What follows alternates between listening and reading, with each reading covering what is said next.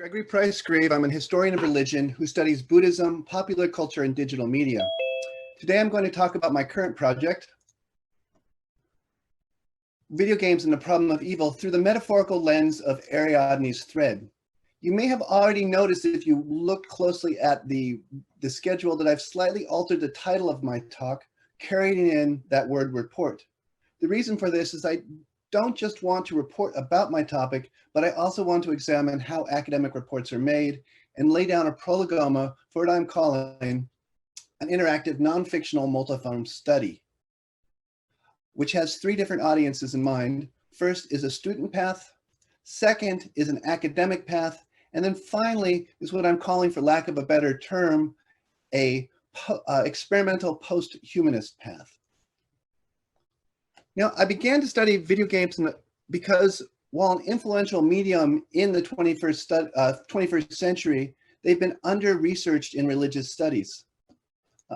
As I write in a volume I co-edited with the American scholar of digital religion, Heidi Campbell, just like films help to illuminate and expose the religiosity of the 20th century, digital games now depict the religious of the 21st century. I'm particularly interested in how video gaming is deeply mediatizing current social reality. In media studies, mediatization theorizes how media do not simply affect the message, but also shape the society in which the communication takes place. To quote myself again, at its core, mediatization argues that media plays a part in shaping society and analyzes the long-term effects that media have on human life worlds. But why evil? Once I began to think about the role of evil in gaming, I could not unthink it. I noticed how the concept of evil operates as a keystone, supporting gameplay, fandoms, and other game communities, and also functions as a lens by which the broader publics view video games in current society. Before we proceed, let me lay my cards on the table. I want to be clear that I'm neither arguing that video games are an essentially evil medium, nor that video gaming is an essentially evil media practice. Instead, my study uses video games as a prism to refract and make visible the spectrum of our current problem of evil. Also, I'm not analyzing this from a media effect theory, that is, the notion that video games cause evil in those who play them. Rather, I approach video gaming and the problem of evil from a cultural analysis perspective. As the American scholar of media, Henry Jenkins, writes, "The key isn't what the media are doing to our children, but rather what our children are doing with the media." Furthermore, I want to make clear that the project does not argue for an essential standard essence familiar to all things and all people, which we can call evil. Instead, I maintain that evil in video game is more a set of social relations that consist of observable public discourse and practices, a series of family resemblances. Still, for a study to be coherent, one needs a prototype, even if heuristic, to begin one's analysis. As a benchmark, I define evil as not merely the absence of good, but as a profound malevolence with no moral or natural logic that justifies it. I also want to make a distinction between actual evil and fictive evil.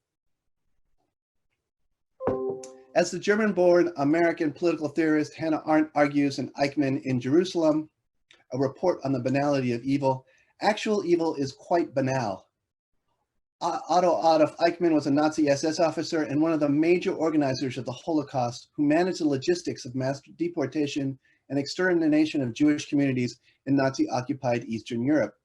Arendt argues that Eichmann was not a fanatic, not a psychopath, but instead was an extremely average person who relied on the cliches defenses of the fatherland and duty rather than thinking for himself, and was motivated more by professional success than ideology.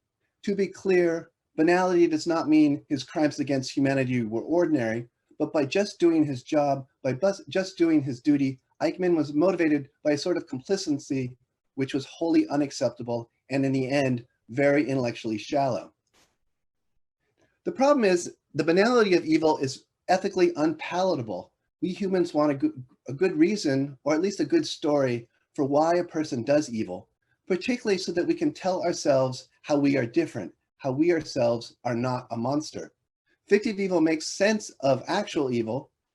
First, as Colin McGinn writes in Ethics, Evil and Fiction, the deadness and vapidity often alleged against academic moral philosophy would not be felt if it took more seriously the role of fiction in moral discourse. And even more importantly, it is through fiction that we come to understand in these forms, ethical themes are dramatically enacted, characters displayed, comedy and tragedy brought to bear, art is used to serve morality and in many different ways. Now, to be clear, fictive evil is a gun for hire. Fictive evil can be used ideologically. Calling someone evil is the worst possible censure imaginable and rhetorically potent because it demonizes other human beings and does not allow them to speak. Still, it is a way for people to make sense of actual evil out there in the world. But why video games? Why concentrate on ludic evil? Video games do not just narrate evil like a novel.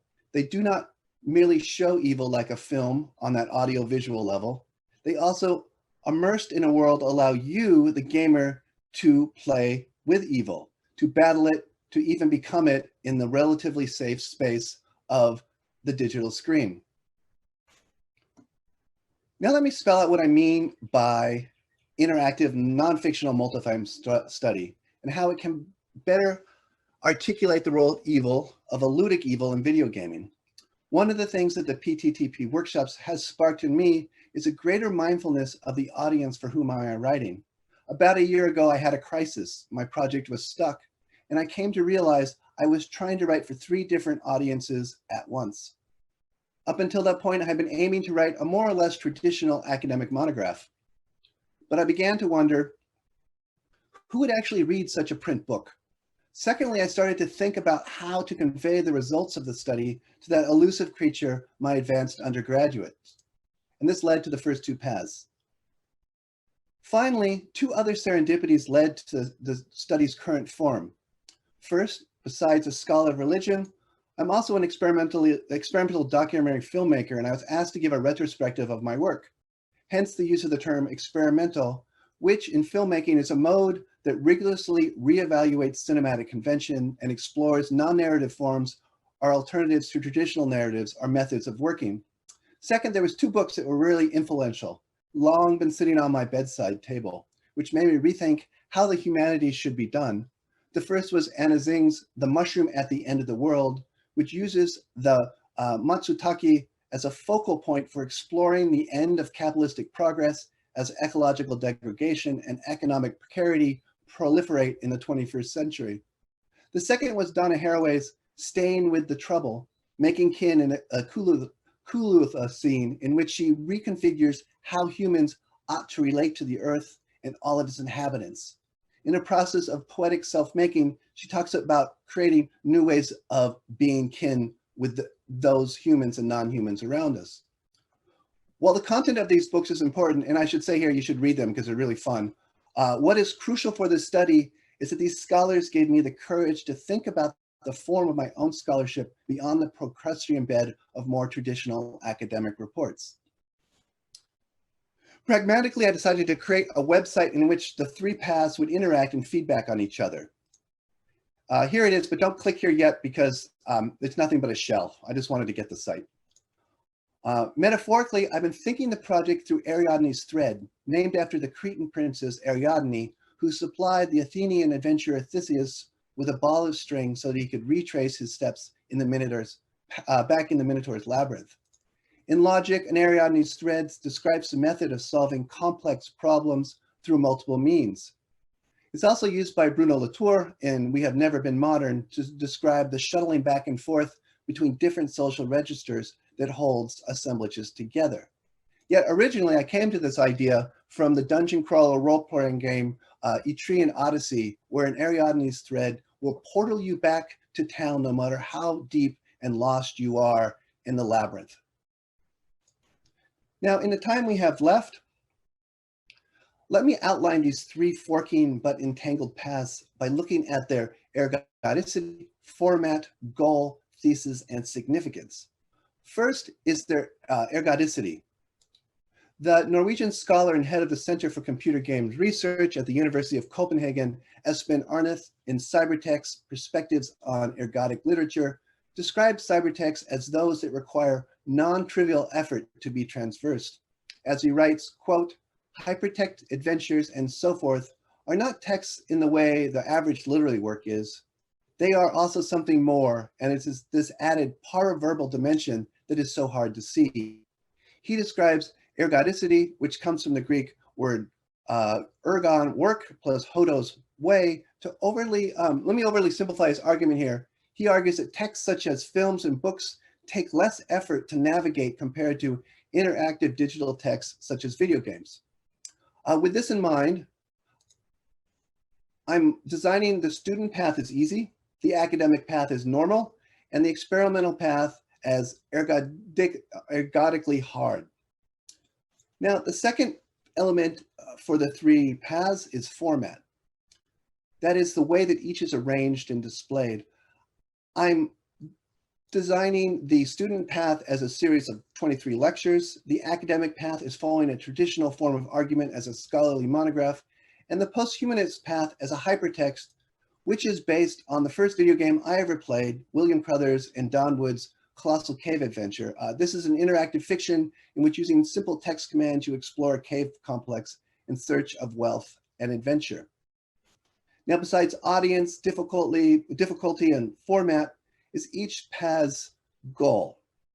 The student path is one of humanistic self-evaluation in which you discover more about yourself and your roles in society.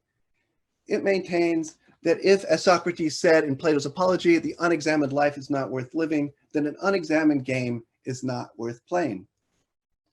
The second path is a scientific report that explains how evil functions as a media assemblage. In art, an assemblage is a three-dimensional collage. In philosophy, an assemblage is a concept used by the philosopher Gilles Deleuze and the radical psychoanalyst Felix Guattari to theorize the arrangement and organization of a variety of heterogeneous elements.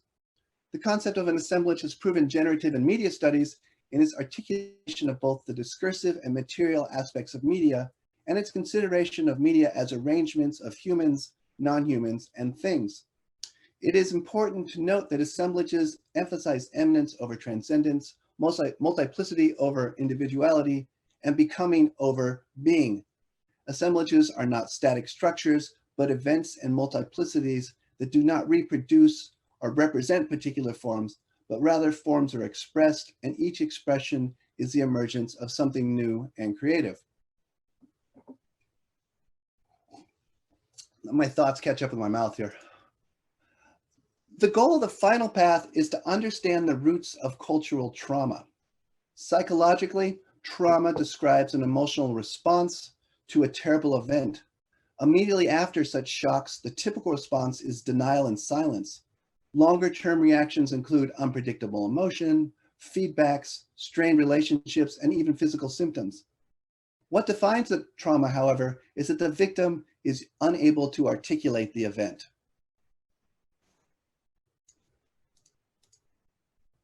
Current studies show that trauma is not isolated to an individual, but affects those around the victim, as well as being passed on to future generations. Now, cultural trauma occurs, as Jeffrey Alexander writes in Towards a Theory of Cultural Trauma, when members of a collectivity feel that they have been subjugated to a horrendous event that leaves indelible marks upon their group consciousness, making their memories forever and changing their future identity in fundamental ways. Again, one of the symptoms of both psychological and cultural trauma is the inability of victims to articulate it. I want to maintain that critique of ludic evil in video games is a space where cultural trauma can be articulated. Now that we've thought about goals, let's look at each path's thesis. For the student path, I argue that video games provide a ludic evil through which players come to understand themselves through relatively safe forms of transgression. Second, the academic path argues that video gaming is a particular type of media assemblage which can afford potent vernacular theodicies by which players engage the contemporary problem of evil. Broadly speaking, theodicies attempt to work out the problem of evil in the world. Vernacular theodicies are diverse, prosaic, everyday media that are entrenched in popular culture rather than the official high culture. In our current mediascape, video games can operate as potent vernacular theodicies because their interactivity allows users to play with moral agency. Unlike linear media such as films, books, and even television, in which the viewer is just a passenger along for the ride, video games put the user in the driver's seat and require that the player makes choices. The third path, that of the experimental posthumanist, argues that gameplay reveals real cultural trauma.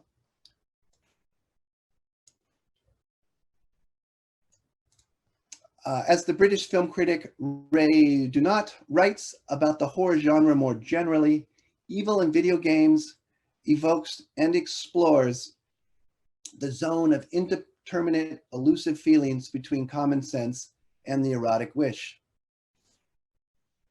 Now, let me finish up here by spelling out the significance of each path. For the student, it is a traditional but still highly valuable self-knowledge, which Socrates identifies as leading to virtue. For the academic, it reveals value formations, which are the collections and systematizations of independent and entangled values, which are the production, product, reproduction of these values. This path does not argue that there are pre-existing good or bad, beautiful or ugly, or typical or deviant natural values. Rather, I'm arguing that value formations derive from a social constructivist approach, which understands values not as timeless, essential, universal, static, but is constructed by specific social locations. And if you're curious, you can Google this, and it's an article I wrote that was just published, I don't know, a couple months ago now. Finally, the posthumanist path makes clear that the current world does not lack evil.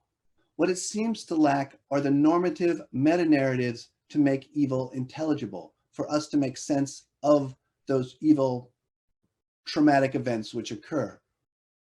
While actual evil is beyond a normative system and consists of soul-destroying worldless trauma, video games can give voice to that cultural trauma. That is, more than offering just entertainment, video games can, when critiqued, present words and ideas to us in a way and offer new alternative ways of being. These alternatives can offer what I wager is a new hope. So let me finish up here by trying to summarize the talk. So the study of video games and the problem of evil not only fills a lacuna in the study of gaming in religious studies, but also can reveal how video games are mediatizing our current society. Based on the metaphor of Ariadne's thread, my talk has reported on what I am calling an interactive, non-fictional, multi-form study of video games and the problem of evil. Not quite kaleidoscopic, it's designed as a triptych whose three paths of student, academic, and experimental posthumanist each have an increasingly difficult ergodic level. The format for the three is lectures for the students, a digital monograph for the academics, and a hypertextual adventure for those out there who consider themselves experimental posthumanists. This student path argues that video games provide a fictive evil through which players come to understand themselves through relatively safe forms of ludic transgression. The academic, the video game is a particular type of media assemblage which can afford potent vernacular theodicies by which players engage the contemporary problem of evil. And the posthumanist, the gameplay expresses real cultural trauma. The significance of the student path is self-knowledge, which can cultivate virtue.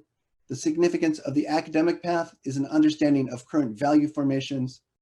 And finally, the significance of the posthumanist path is the articulation of worlds and ways of being, which I wager can lead to the creation of new forms of hope.